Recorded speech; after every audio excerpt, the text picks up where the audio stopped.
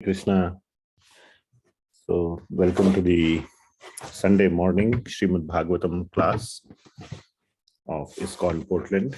Today is 19th of February 2023, and we will discuss from the first canto, 11th chapter, verse number 36. Before we start, let us recite Mangalacharan prayers. So, I will share my screen.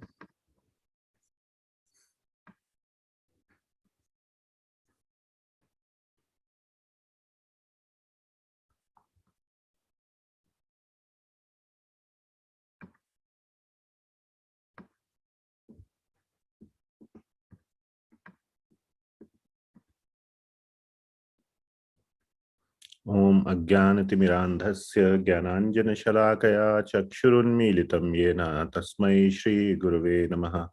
Shri Chaitanya Manobhishtam Sthapitam Yena Bhutale Swayam Rupah Kada Mahyam Dadati Swapadantikam Vandeham Shri Guru Shri Yutah Padkamalam Shri Gurun Vaishnavamscha Shri Rupam Sagrajatam Sahagana Raghunathanvitam Tam Sajivam साद्वैतम सावधूतम परिजना सहितम Shri Krishna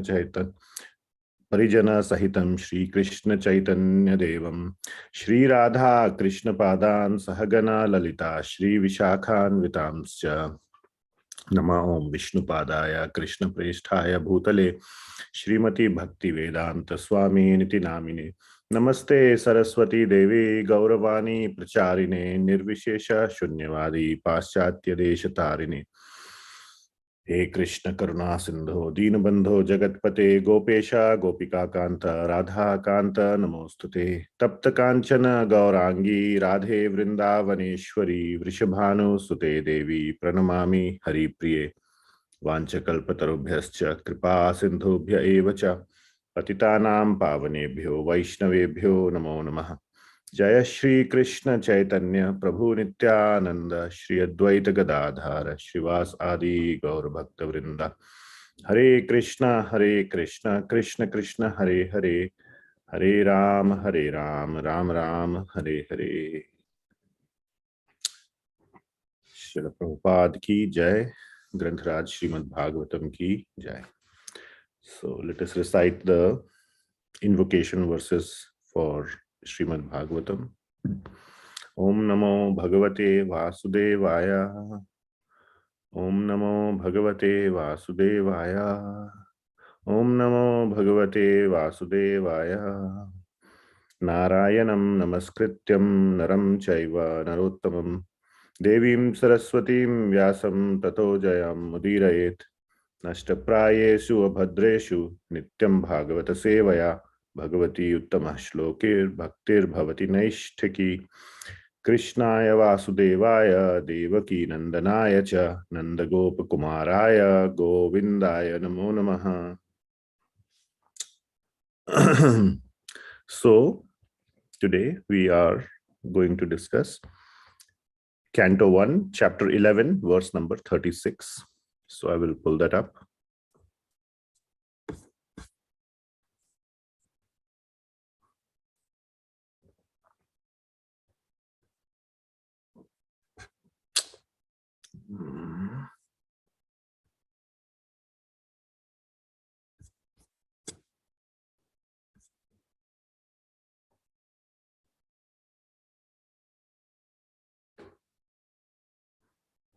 So I will say the verse, recite the verse, and then devotees can recite if they would so desire. Uddam bhava pishunamalavil guhasa vridavaloka nihito madano piyasam sammuhya chapam ajahat pramadottamasta yasyendriyam vimithitum kuhakairna shekuhu. So once again, I will do it 3 times. Uddama bhava pishunamalvalguhasa Vridavaloka nihato madano piyasam Sammuhya chapam ajahat pramadottamasta Yasyendriyam vimathitum kuhakairna shekuhu. One more time. Uddama bhava pishunamalvalguhasa Vridavaloka nihato madano piyasam Sammuhya chapam ajahat pramadottamasta Yasyendriyam vimathitum kuhakairna shekuhu. Hare Krishna. Would anybody like to repeat this?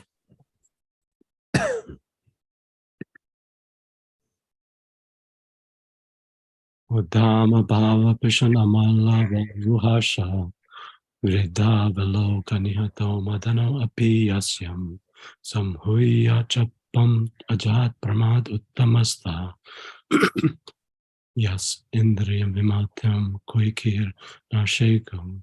Thank you. Thank you. Hare Krishna. Okay, Prabhu.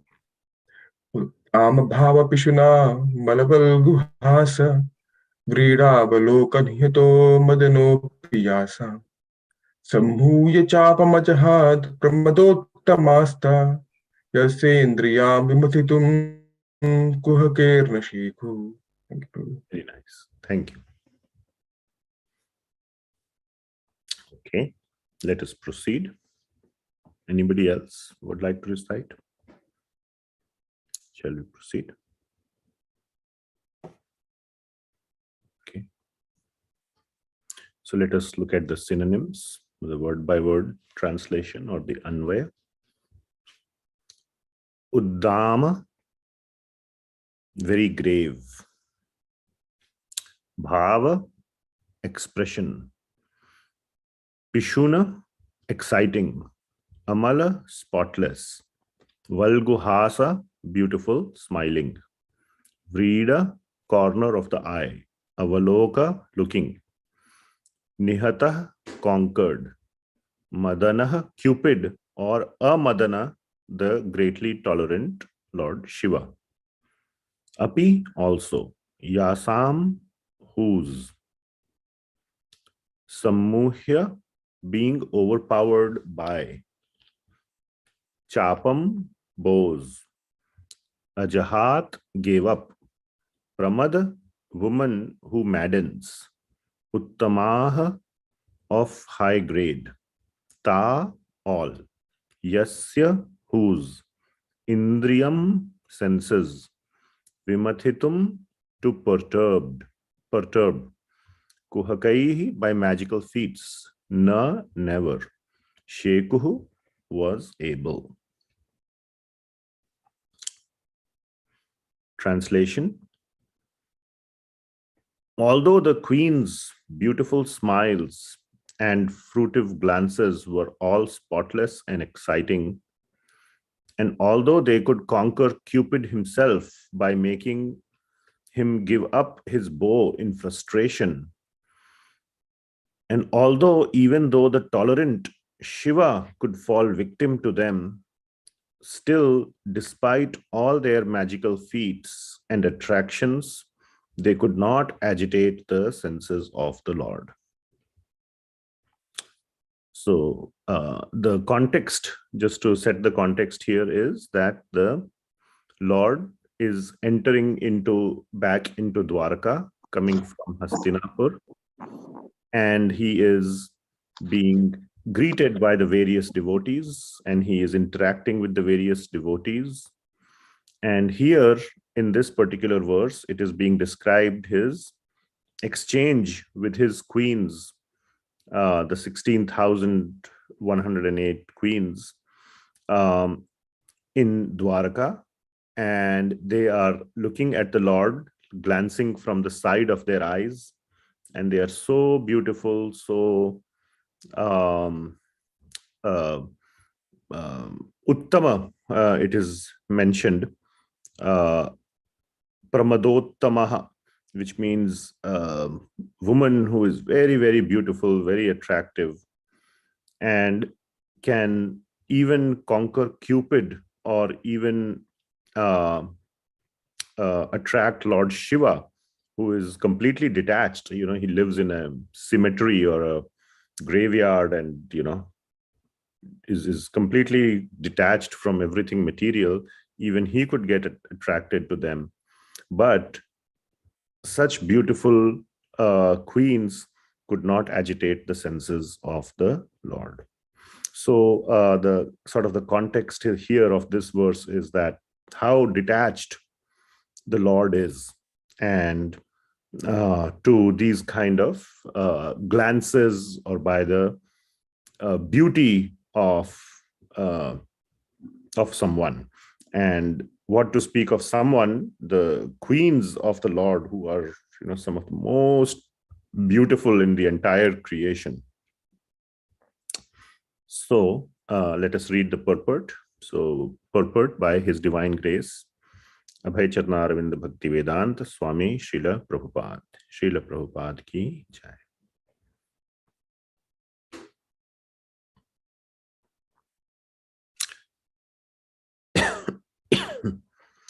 The path of salvation, or the path going back to Godhead, always forbids the association of women. And the complete Sanatana Dharma or Varnashram Dharma scheme forbids or restricts association with women. How then can one be accepted as the Supreme Personality of Godhead who is addicted to more than 16,000 wives? This question may be relevantly raised by inquisitive persons really anxious to know about the transcendental nature of the Supreme Lord. And to answer such questions, the sages at Naimisharanya have discussed the transcendental character of the Lord in this and in the following verses. It is clear herein that the feminine attractive features which can conquer Cupid or even the supermost tolerant Lord Shiva could not conquer the senses of the Lord. Cupid's business is to invoke mundane lust. The whole universe is moving, being agitated by Cupid's arrow. The activities of the Lord are being carried on by central attraction of male and female.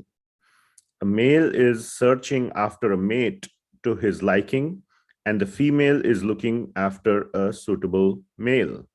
That is the way of material stimulus. And as soon as a male is combined with a female, the material bondage of the living being is at once tightly interlocked by sex relation. And as a result of this, both the males and the females' attraction for sweet home, motherland, bodily offspring, society, and friendship, and accumulation of wealth becomes the illusory field of activities.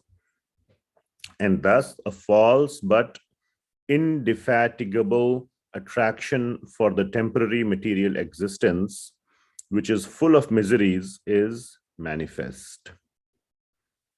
Those who are, therefore, on the path of salvation for going back home, back to Godhead, are especially advised by all scriptural instruction to become free from such paraphernalia of material attraction.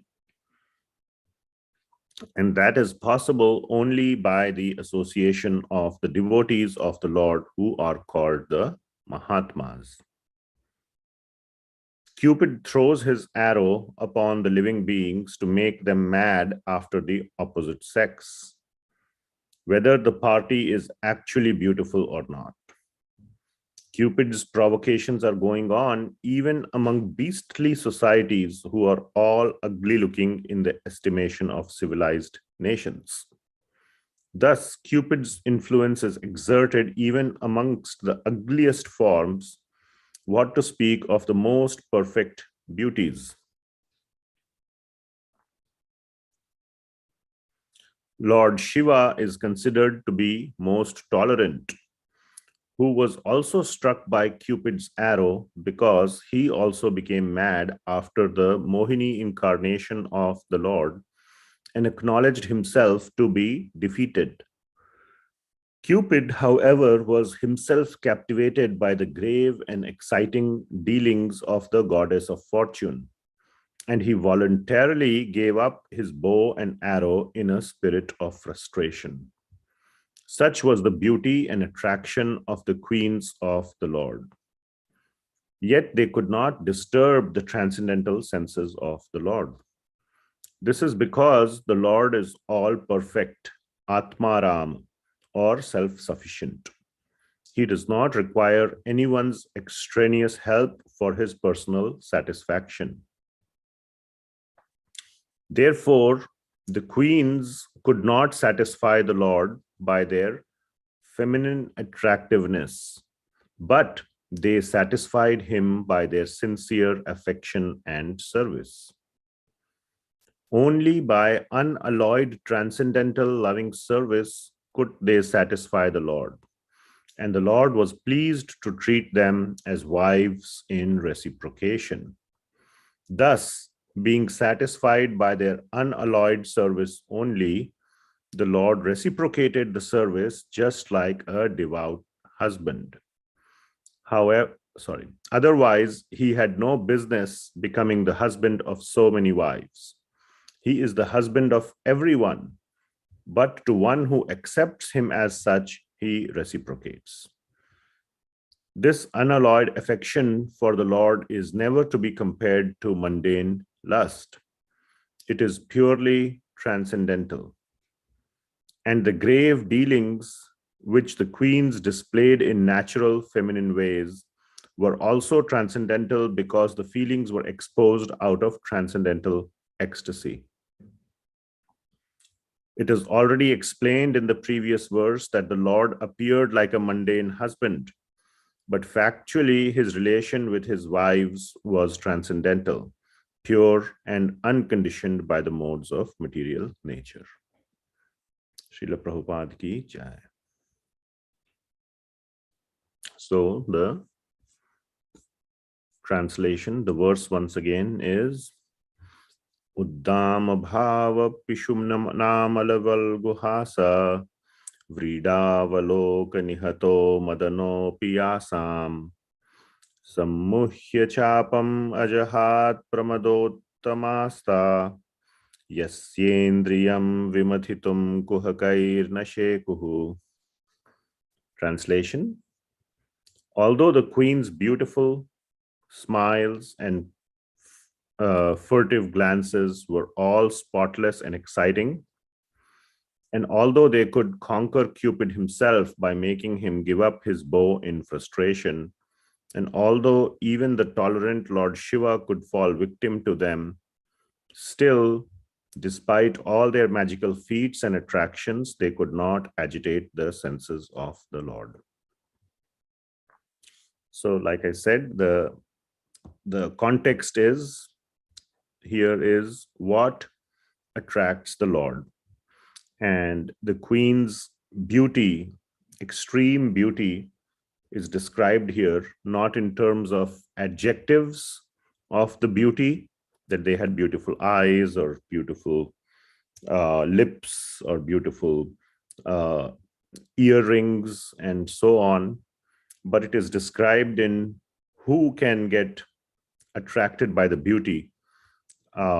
Cupid and Lord Shiva's example is given here as Madana or Amadana. And even they could fall victim to this beauty, but Lord Krishna was not at all agitated by this beauty. So that is the sort of those are the main points in this translation. And what it shows is the completely detached nature of the Lord. And it also shows the Lord's superiority over the queens, even though the queens were trying to attract the Lord by their glances, by their beauty. The Lord was not attracted or not agitated. His senses were not agitated at all by that. So the Lord was sort of, able to defeat the attempts of the queens to attract him. So his superiority over the queens and his superiority over Lord Shiva and his superiority over the demigods such as Cupid. So it establishes the supremacy of the Lord and shows the completely detached nature of the Lord. So those are two main points that I gathered from the translation. From the purport, there are many, many points that I gathered, which I want to summarize for my benefit. And some of the very nice and instructive points from the purport were that one can ask the question that Sanatana Dharma prohibits association with women, except, of course, in Grihasthashram, and that too with a legally wedded wife, not outside of that institution of marriage. Then how can one accept Lord Krishna as God, who has more than 16,000 wives? So one can ask this question, and Srila Prabhupada answers that question in the rest of the purport as to how he is such a responsible husband. Husband's responsibility is reciprocation of the love of the wives. And Lord Krishna is perfectly able to reciprocate with each and every of his 16,108 wives. Then Srila Prabhupada, one second, someone is calling. My son is calling me, 1 second. I just want to.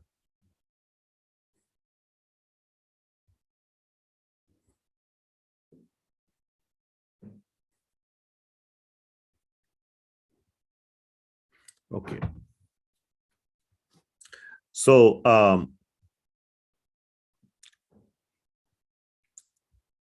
yeah. And then Srila Prabhupada explains that the whole world, on the contrary, is moving by lust, which is by Cupid's arrow. And he gives a very nice example of this, that or how this works is that initially the lust leads to male-female attraction. And he gives a whole sequence that which leads to attachment to each other, then which leads to a family, which leads to a home, to offspring, to the sense of society and nation, motherland, and finally, attachment to this material world. So that is the sort of the power of Cupid's arrow, so to say. It creates the most fundamental attachment that we all have to the material world. It's not just the initial lust, but what comes out of it, which is family and house and offspring and so many things. And Srila Prabhupada then mentions that even Lord Shiva is not immune to this to this temptation. He's not able to fully resist this temptation. And we see that when he got attracted and gave up his detachment when he saw the Mohini incarnation of the Lord. So what to speak of us and how we are attached to this material world. So then Srila Prabhupada asks a very pertinent question, how to get free from this lust. And the answer, very simple answer, let me try to find it here in the purport. And this is what is written here. So, what Srila Prabhupada is saying, that to become free from the paraphernalia of material attraction, the solution is to associate with the pure devotees of the Lord, who are known as Mahatmas. So by association of devotees of the Lord, one can become free from lust. Then Srila Prabhupada goes on to say that the queens could also have attracted Lord Shiva. Not only Lord Krishna attracted Lord Shiva, even the queens were so beautiful, they were capable of attracting Lord Shiva. But that same beauty of the queens was not able to attract Lord Krishna. And then Srila Prabhupada makes another very beautiful point as to it's not the beauty that attracts Lord Krishna. It's only by unalloyed transcendental loving service that one can attract Lord Krishna. So here, therefore, the queens could not satisfy the Lord by their feminine attractiveness, but they satisfied him by their sincere affection and service. And then he says this next sentence, only by unalloyed transcendental loving service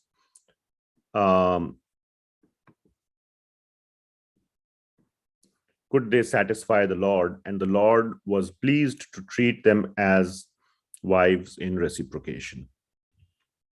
So by transcendental, unalloyed, loving service, by bhakti, by seva, one can attract the Lord. So these are some of the points that I sort of, there are many more points, but these are the main points I gathered from the purport. And within these points, 2 points, instructive points that I gathered that I wanted to focus on is, one point is how to get free from this lust. And the answer is by association of the devotees of the Lord. And how to attract Lord Krishna is by unalloyed transcendental devotional service. So those are the 2 points to focus on today. So the first point once again is, would anybody like to say from our instruction by Srila Prabhupada? So how to be free from lust? Yeah, how to be free from lust. And another one?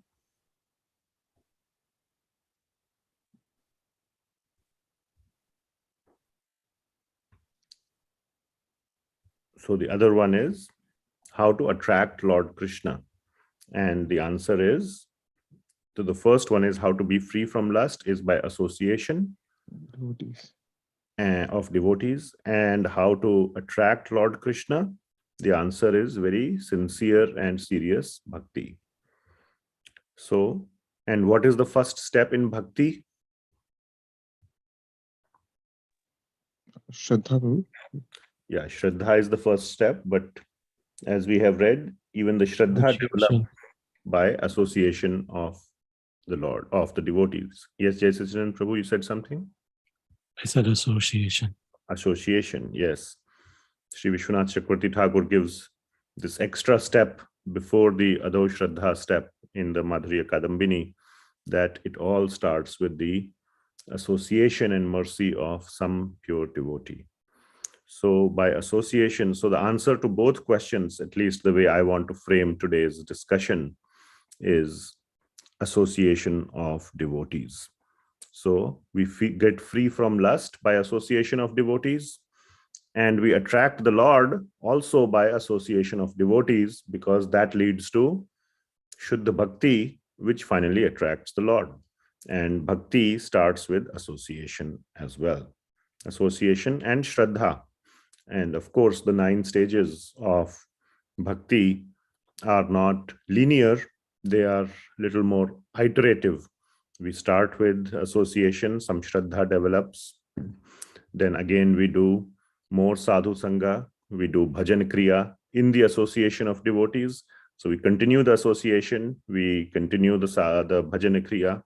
Like this, we keep doing And then our anartha nivritti happens, our bad qualities begin to go away, and we become strong, we develop nishtha, and we don't leave the association of devotees, we keep continuing that, and then we start getting attraction or ruchi in the name, and then a taste develops, which is asakti, and still the process of anartha nivritti keeps going on, and with this ruchi and asakti, the nishtha becomes stronger and stronger and stronger, and like this bhava and prema develop. So it's a very, very like kind of going back and forth, back and forth. We move forward, but like a spiral, we keep moving forward. So the first couple of steps are Shraddha and Sadhu Sangha. And Sadhu Sangha is nothing but association. Like this, we develop bhakti. And also we get free from lust. And getting free from lust is one of the aspects of anartha nivritti. So like we said, anartha nivritti also happens when we continue our association of devotees and do bhajan kriya in their association. So here, association of devotees is a very, very important point.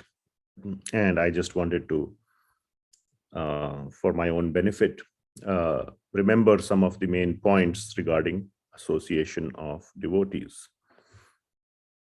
So association of devotees is nowhere more strongly and beautifully explained than in the Sri Chaitanya Charitamrita, in the Madhya Leela, chapter 22.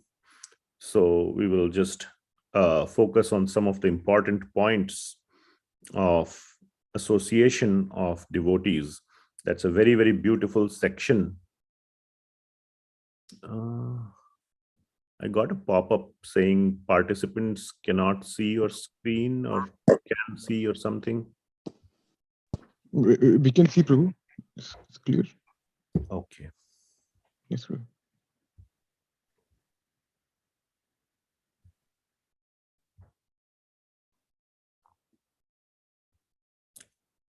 Okay. So let me go there.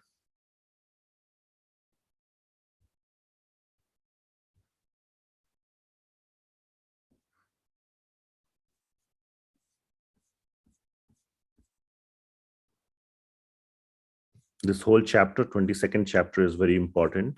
And from verse number 43 onwards, Lord Chaitanya is instructing Srila Sanatana Goswami on the power of association. So I'm not going to go over the entire section, but just a few key verses. And we will go to the 74th verse, which talks about the Madhyama Adhikari verse.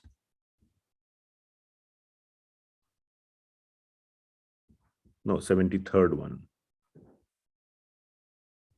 So this tells, even though this is for Madhyama Adhikari, which is a very high level of a devotee, it gives some various instructions of how to associate with devotees. So we can try to learn from this and apply it in our lives. So an intermediate second-class devotee shows love for the Supreme Personality of Godhead. So that is one thing. So of course, I am not at that stage, but it is mentioning that shows love for the Supreme Personality of Godhead. Now, here is where we can start implementing or start applying. Is friendly to all devotees. So for devotees, for all the devotees of the Lord, now this does not apply to pure devotees of the Lord. We will see another verse how one interacts with pure devotees. So there are three levels of devotees: those who are more advanced than you, those who are at your level, and those who may be at a beginner level, which you have gone through already. We are all beginners, but still we can help those people who are beginning.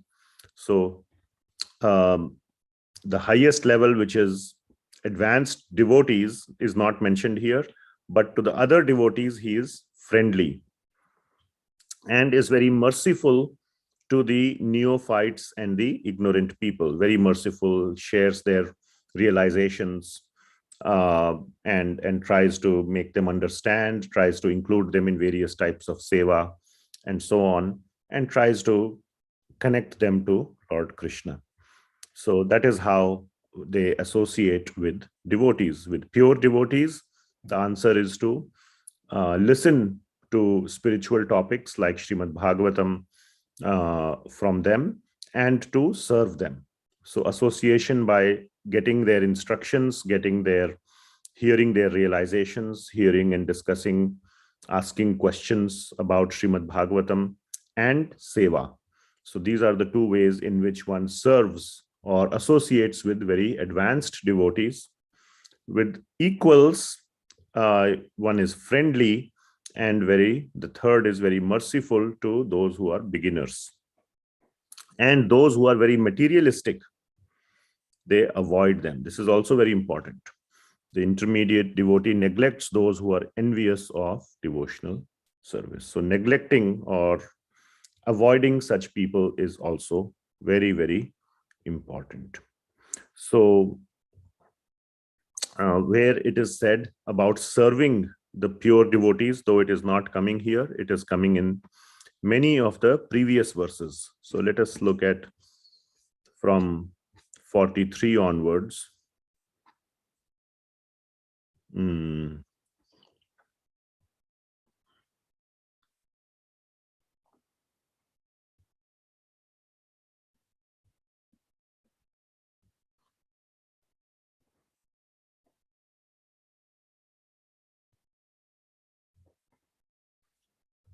So here in the 51st verse, for example, it is being said that unless one is favored by a pure devotee, one cannot attain the platform of devotional service. To say nothing of Krishna Bhakti, one cannot even be relieved from the bondage of material existence. So this is talking about how important it is to associate with a pure devotee if we want to reignite or rekindle that dormant spark of bhakti in our heart.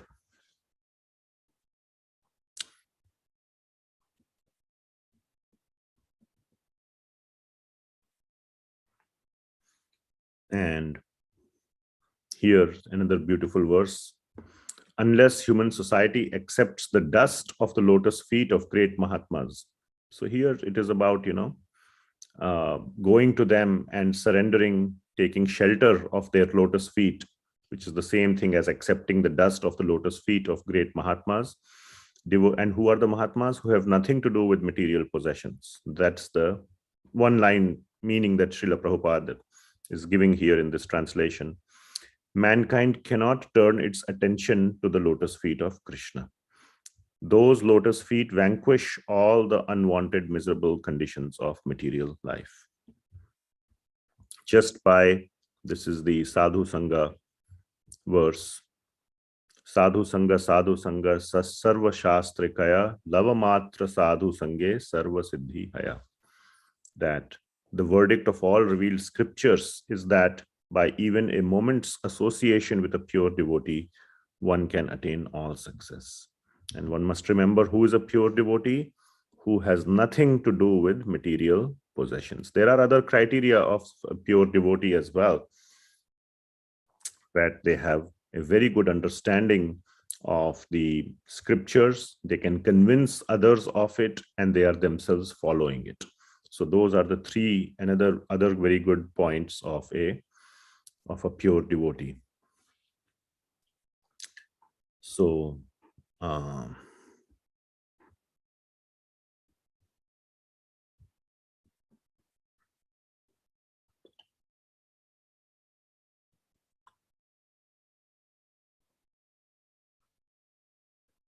yeah, so then the description goes into the three levels.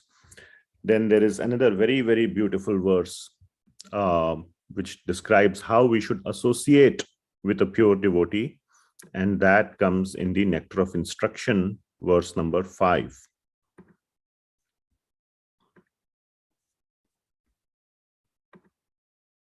So this says, one should mentally honor the devotee who chants the holy name of the Lord Krishna, holy name of Lord Krishna. So that is one who is chanting, we should mentally honor them, even though they may be less advanced. That is the point. The more advanced is coming later. Obviously, they also will be chanting the name of Lord Krishna, but we should not just mentally honor them. We should do more, which is coming up. Next point is we should offer humble obeisances to the devotee who has undergone spiritual initiation or diksha and is engaged in worshipping the deity. So one should offer obeisances. So one should mentally honor plus offer obeisances, because as the part of going through diksha and worshipping the deity, one is also chanting the holy name of the Lord. So the first one and second one apply. And finally, Sri Rupa Goswami says, one should associate and faithfully serve that pure devotee who is advanced in undeviated devotional service and whose heart is completely devoid of the propensity to criticize others. So that is what a pure devotee is, whose heart is completely devoid of all bad qualities, and one of the biggest bad qualities is criticizing others, and who is very advanced and undeviated in devotional service. To such a highest level of devotee, one should associate with and faithfully serve them. So that is the instruction of how we should associate with the topmost devotees. And then we come back to this verse. So we combine that verse of how all these verses that we studied in Chaitanya Charitamrita, the first section, starting from the 43rd verse, that we should associate with, and we should serve, and we should hear from the topmost devotees. So that is for the topmost devotees. Then we look to the 73rd verse for how else to associate with others, friendly to all the devotees, and merciful to the neophytes and ignorant people. So there are two words, Maitri and Kripa. So those are the two words that we should remember. Prema is for the Lord himself. So we can say Prema, that's Seva, Maitri, and Kripa. So Prema is for the Lord. Seva both physically as well as by hearing, both is Seva. So Vani Seva and Vapu Seva, both. So Prema for the Lord, Seva for the advanced devotees, Maitri with equals, and Kripa on those who are beginning. So those should be the ways, the four ways to associate. Of course, the first one is with the Lord. The remaining three are with the devotees. So then when we go to the next level, so yes, with pure devotees, we always serve them. Many devotees do that, and hear from them. It is available through many pure devotees. They come also. Of course, Srila Prabhupada is, the purest devotee of modern times. We have his disciples and his followers did a great service by recording everything that he said, not just that he wrote in his books, but everything he said, his personal writings, etc., all that they have made available.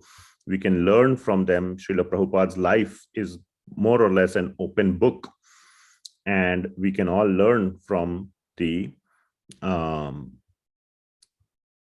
behavior, from the discussions, from the thoughts, from the talks of Srila Prabhupada. So Srila Prabhupada's association is still available in terms of hearing from him. And then seva, or the service to Srila Prabhupada that we can do, is to follow and carry out his instructions. So when we, see Srila Prabhupada, what he himself did, he left everything, his whole comfortable position, his everything in Vrindavan, came to the West for what? to give the message of Lord Krishna in various ways, through books, through classes, through making devotees, through his preaching programs, through making temples, and so many ways. So we can try to contribute, and that effort is not over. We cannot say Srila Prabhupada did it, it's all done, we have reached the finish line.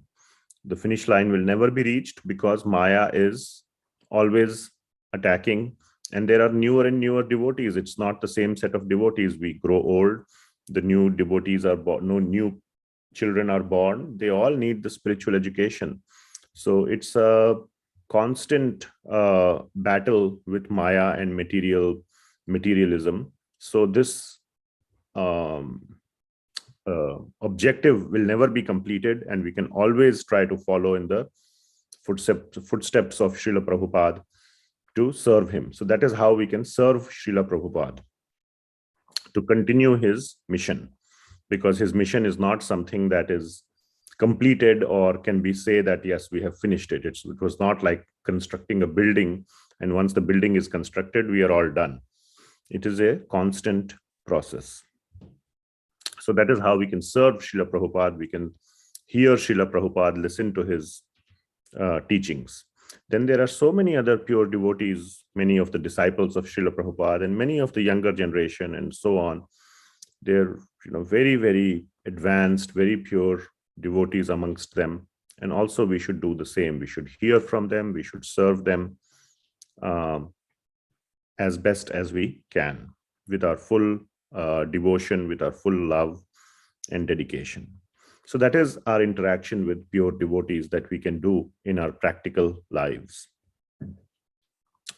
Then the next level here is Maitri, how to interact with others who we feel are at our level, and we can have very nice interactions with them. So it's not just about interacting only with pure devotees and then for the rest of the time we remain in our shell or isolated.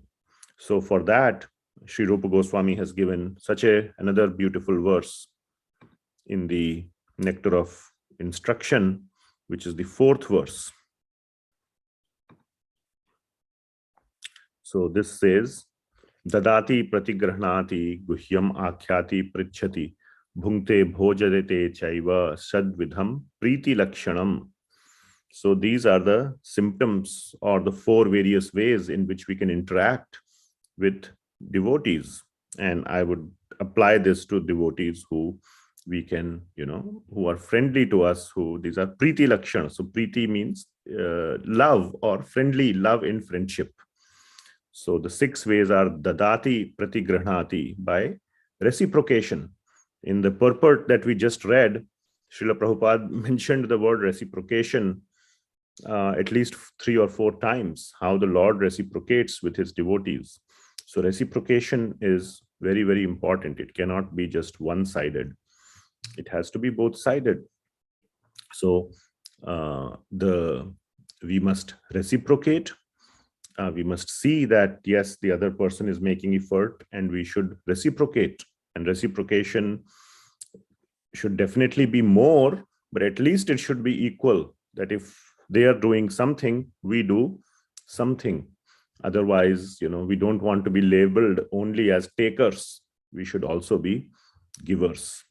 So reciprocation, that is dadati pratigrahnati, to give and to take. So it is a reciprocation from both sides of various things. It could be of our time, of our love and friendship.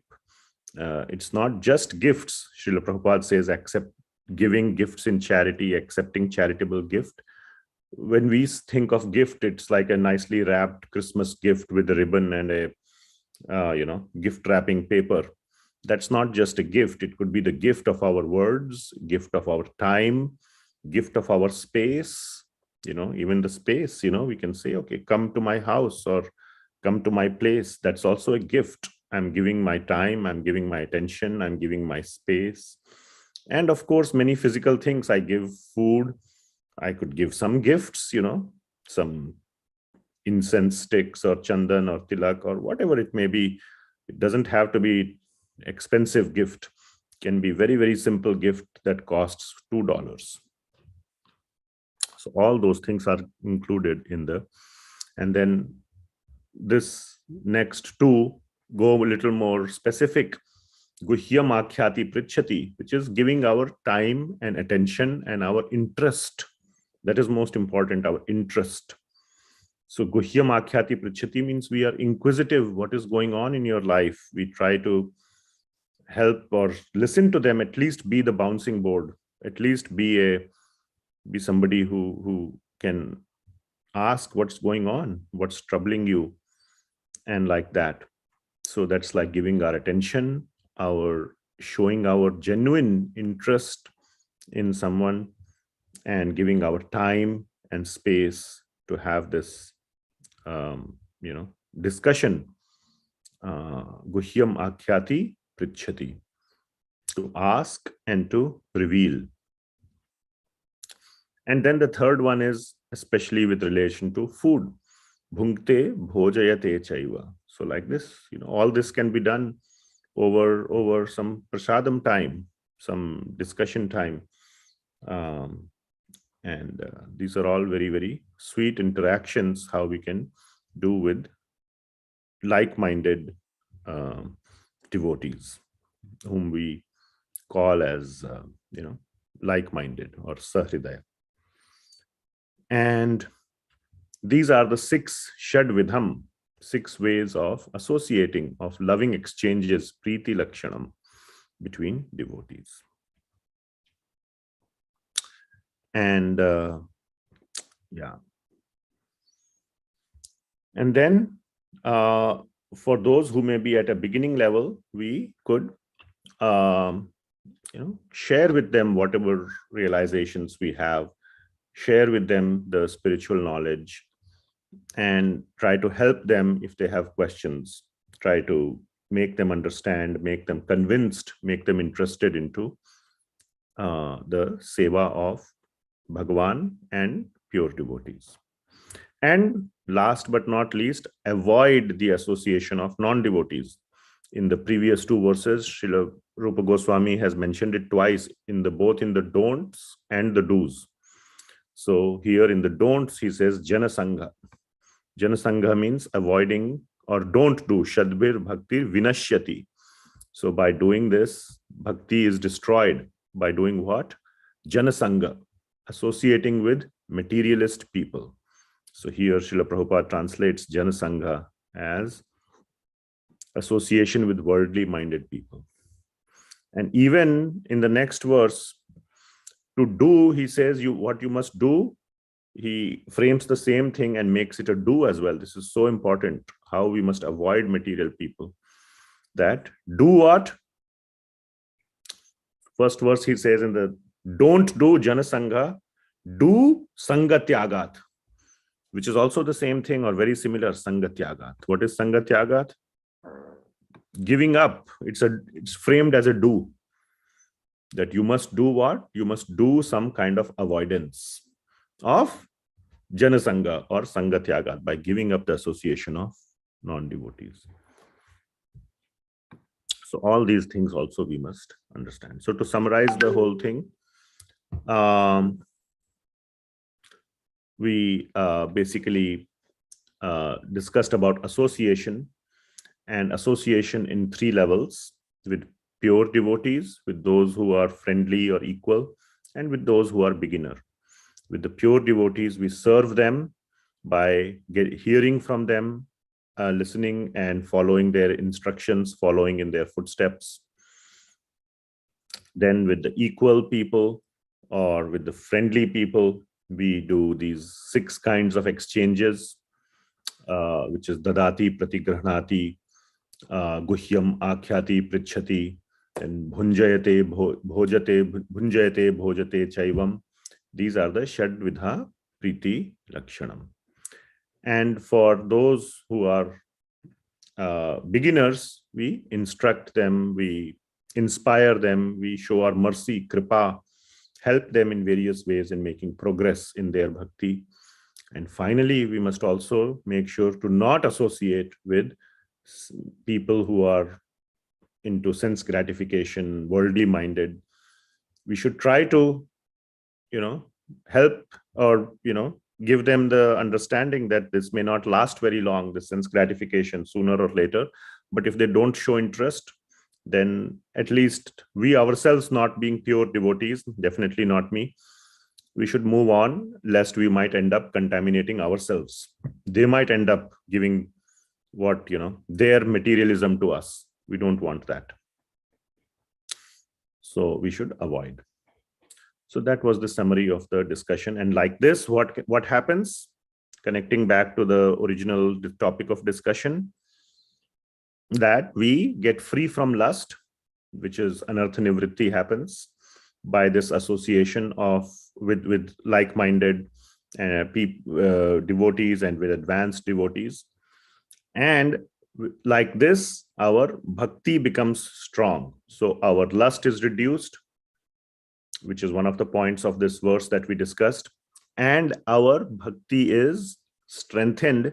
And by this unalloyed bhakti, Bhagavan gets attracted. So the point of the verse was that Bhagavan is not attracted by beauty of the queens and so on, but he is attracted by Shuddha Bhakti. So to develop Shuddha Bhakti, we must start with the association with devotees, with pure devotees and with like-minded devotees. So that was the connection to the whole topic. Thank you very much. It's 9 o'clock right now. So we will see if there are any comments or questions, and then we will end.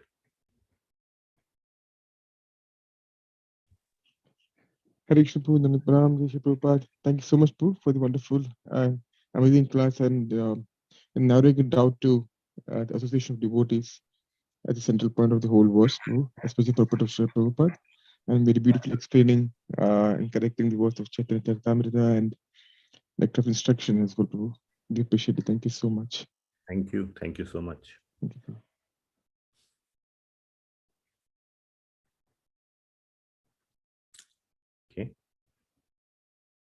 Okay. If there is nothing else, then thank you so much for your kind attention, for your association, for tolerating me, and for my portions, please forgive any mistakes. And thank you for your interest in Srimad Bhagavatam, which is the topmost literature. It is the Amala Purana, which is the best and topmost literature. Thank you so much. Granthraj Srimad Bhagavatam ki jai. Jagat Guru Srila Prabhupada ki jai. Hare Krishna. Hare Krishna Prabhu, thank you so much. Thank Hare you. Krishna, thank you. Thank you, Mataji. Hare Krishna.